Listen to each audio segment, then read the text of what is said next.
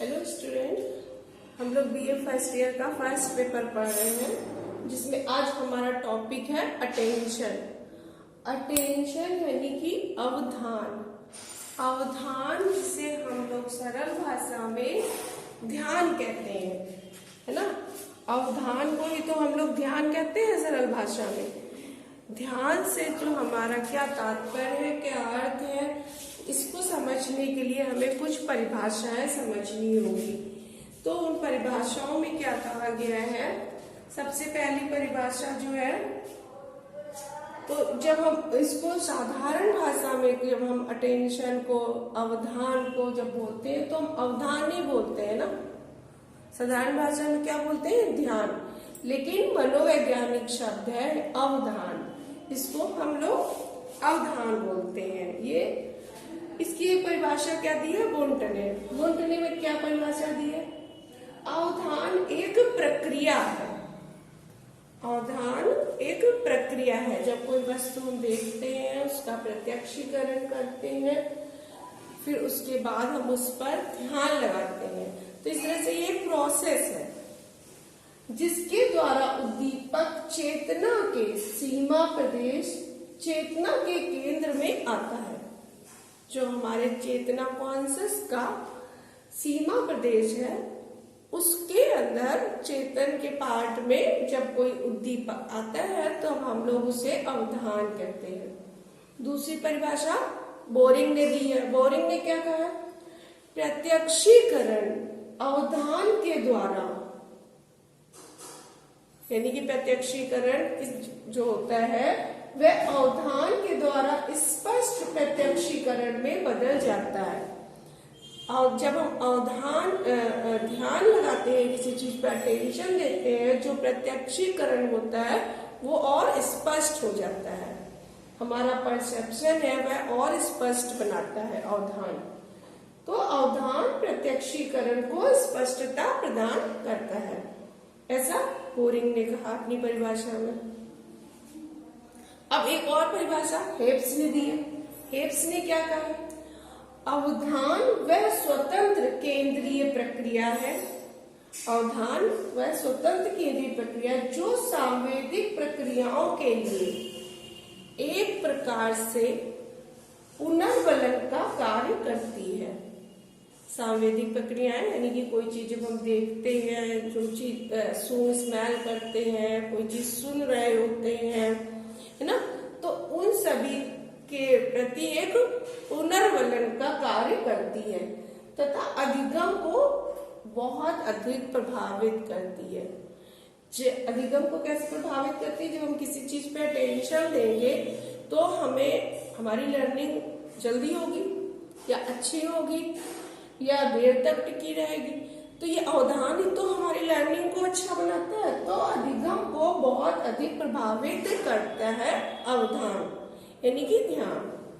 इस तरह से ये कुछ मनोवैज्ञानिकों ने जो परिभाषाएं दी हैं, तो इन परिभाषाओं से क्या स्पष्ट होता है कि अवधान जो है, जो ये ध्यान है, ये प्रत्यक्षीपरक संगठन को स्पष्टता प्रदान करने वाली वह प्रक्रिया है।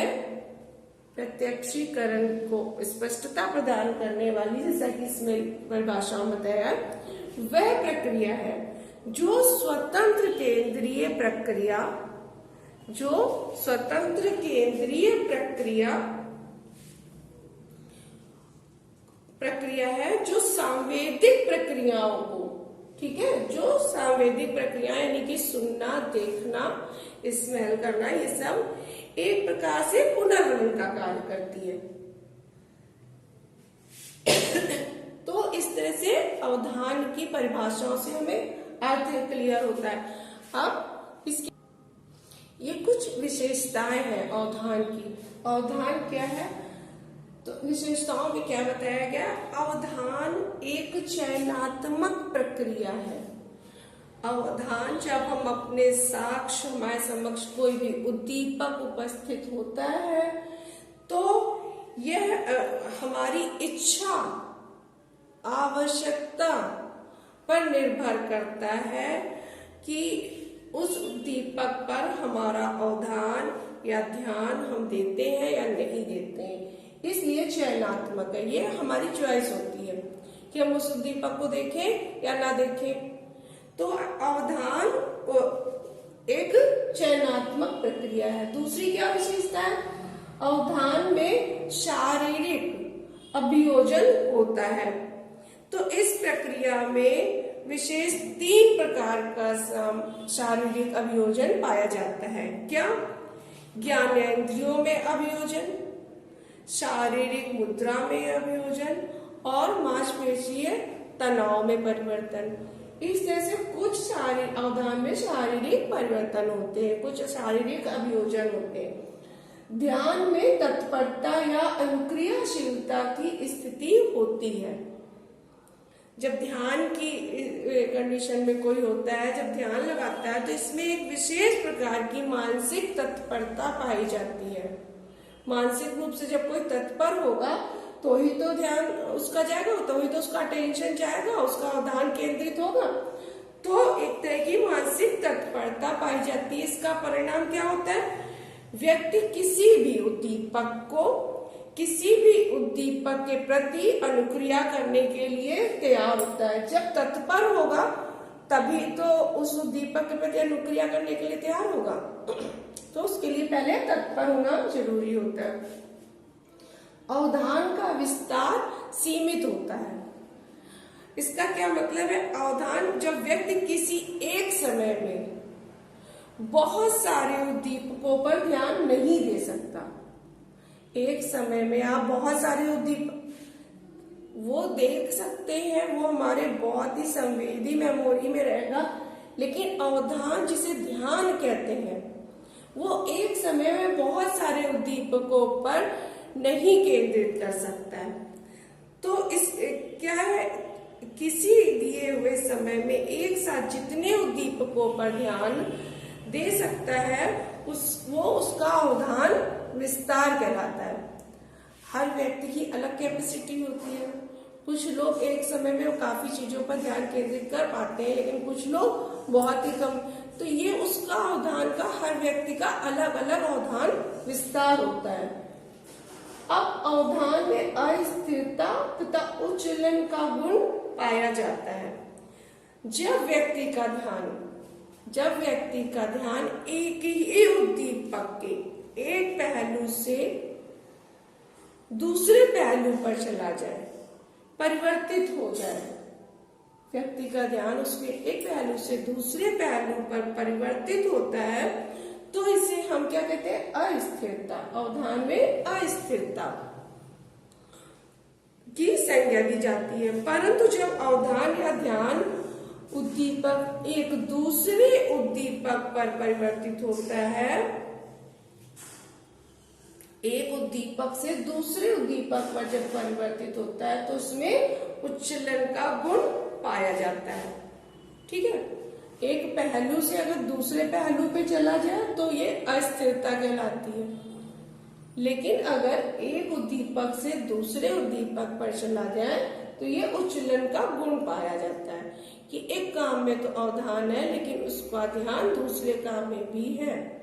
लेकिन अगर एक पहलू पे ध्यान लगा रहा है और उसका ध्यान भटक गया, दूसरे पहलू पे चला गया, तो ये एक तरह की अस्थिरता हो गई, जबकि उच्चलन एक तरह का गुण माना गया। अब अवधान में विभाजन का गुण पाया जाता है। तो क्या है? जब व्यक्ति एक ही परिस्थिति में अलग अलग 2 या 2 से अधिक क्रियाएं करना प्रारंभ कर देता है, ठीक है, एक समय में 2 या 2 से अधिक क्रिया, तो ऐसी परिस्थिति में क्या होगा? व्यक्ति का ध्यान या अवधान उन सभी क्रियाओं पर होगा। एक समय में जब 2 या 2 से अधिक कार्य करेगा तो उसका ध्यान उन दोनों कार्यों पर होगा। तो इस स्थिति को क्या कहते हैं? अवधान विभाजन। ऐसी स्थिति जब आती है तो उसको हम लोग क्या कहते हैं? अवधान में विभाजन का भी गुण पाया जाता है। एक साथ 2-2 काम भी किए जाते हैं। जब एक साथ 2 या 2 से अधिक उद्दीपक हो तब व्यक्ति में अवधान विभाजन का गुण पाया जाता है।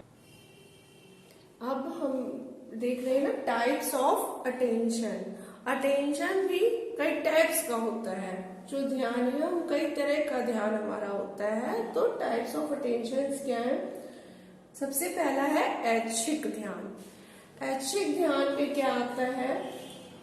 ऐच्छिक ध्यान हमारा ये है कि जब व्यक्ति किसी उद्दीपक पर अपनी इच्छा से उसका ध्यान केंद्रित हो, वो ऐच्छिक ध्यान कहलाता है। तो ऐसा ध्यान ऐच्छिक ध्यान कहलाता है जब व्यक्ति का कोई ना कोई उद्देश्य होता है, तभी तो वह अपनी इच्छा से ध्यान केंद्रित करेगा। जब व्यक्ति का कोई ना कोई उद्देश्य होता है, कोई ना कोई लक्ष्य होता है, तो वह उस लक्ष्य को पाने के लिए ऐच्छिक ध्यान केंद्रित करता है, अपनी इच्छा से ध्यान। यानी कि कोई शोरगुल का वातावरण है, फिर भी वह अपनी जो कार्य कर रहा है उसी में मगन है, यानी कि वह अपनी इच्छा से ध्यान उसका उस चीज पर है।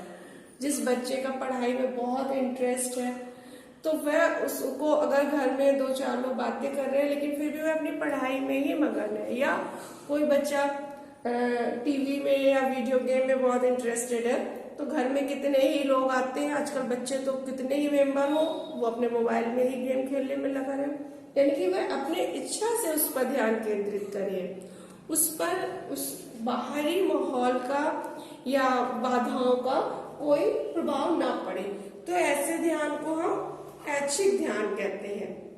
ऐसे ध्यान में व्यक्ति का कोई ना कोई उद्देश्य जरूर होता है और लक्ष्य होता है, तभी वह व्यक्ति अपनी इस तरह का ध्यान केंद्रित कर पाता है।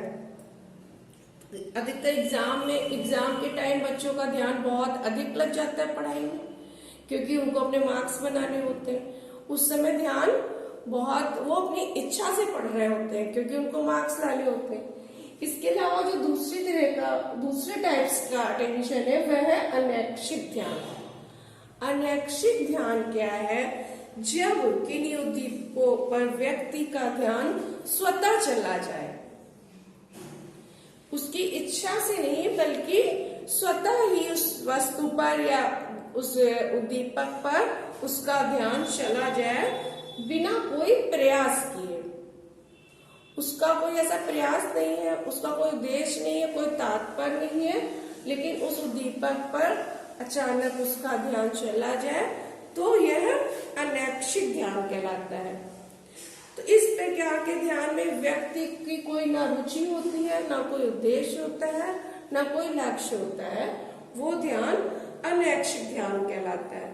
जैसे अचानक से कोई बहुत तीव्र आवाज आ जाए, कोई तीव्र आवाज आती है तो हमारा ध्यान उस आवाज की ओर चला जाता है, ठीक है। अचानक से कोई प्रकाश, तो तुरंत उधर ध्यान जाता है। इस तरह के ध्यान, कोई म्यूजिक की आवाज अगर आने लगे बाहर से, तो हमारा ध्यान अचानक से उधर चला जाएगा। तो ये इस तरह के ध्यान अनैच्छिक ध्यान कहलाते हैं। इसके बाद आता है आदत जन्य ध्यान। आदत जन्य ध्यान में क्या है? जब व्यक्ति का ध्यान उसकी रुचि, उसकी पूर्व धारणा या प्रेरक वस्तुएं प्रस्तुत होने पर, जिस वस्तु से उसको प्रेरणा मिलती, ऐसी वस्तु प्रस्तुत होने पर उसका ध्यान चला जाए, तो इस तरह के ध्यान को हम आदतजन्य ध्यान कहते हैं, ठीक है। इस प्रकार का ध्यान न तो व्यक्ति की इच्छाओं से अभिप्रेरित होता है और न ही बाह्य उत्तेजनाओं एवं परिस्थितियों से, बल्कि वह आदत के कारण उसका ध्यान उधर ऑटोमेटिकली चला जाता है। तो इस प्रकार की ध्यान प्रक्रिया में क्या होता है? इंडिविजुअली डिफरेंसेस होते हैं। हर व्यक्ति का जरूरी नहीं कि उसका ध्यान जाए। इंडिविजुअली डिफरेंस कैसे होते हैं? अब जैसे अगर किसी व्यक्ति की म्यूजिक में बहुत रुचि है, तो दूर कहीं संगीत बज रहा होगा और उसकी धीमी भी आवाज आ रही होगी, तो घर में बैठे हुए और लोगों को सुनाई नहीं देगी, लेकिन उसको सुनाई दे जाएगी, क्योंकि उसका म्यूजिक में बहुत इंटरेस्ट है।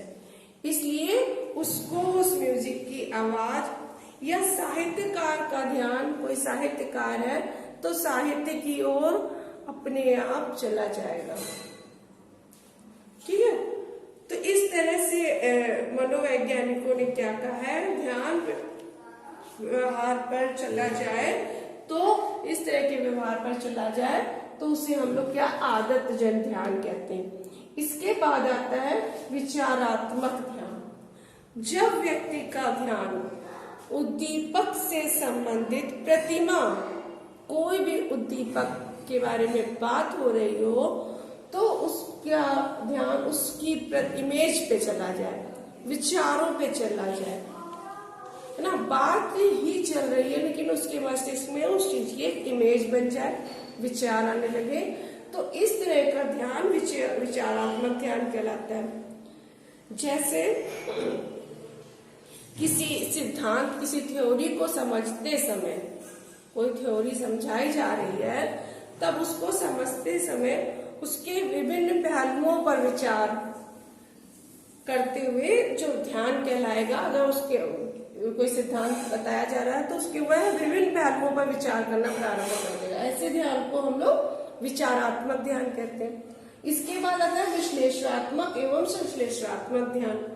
इसमें क्या है, जब व्यक्ति प्रत्यक्षीकरण किए जा रहे हैं उद्दीपक, जो उसके सामने उद्दीपक प्रस्तुत है उसका जब वह प्रत्यक्षीकरण कर रहा है तब उसका विश्लेषण और संश्लेषण की दृष्टि से ध्यान केंद्रित करे तो ऐसा ध्यान विश्लेषणात्मक एवं संश्लेषणात्मक ध्यान कहलाता है। अब इसके साथ आज की क्लास हमारी ओवर होती है। नेक्स्ट क्लास में हम लोग ध्यान को प्रभावित करने वाले कारक पढ़ेंगे। Good day.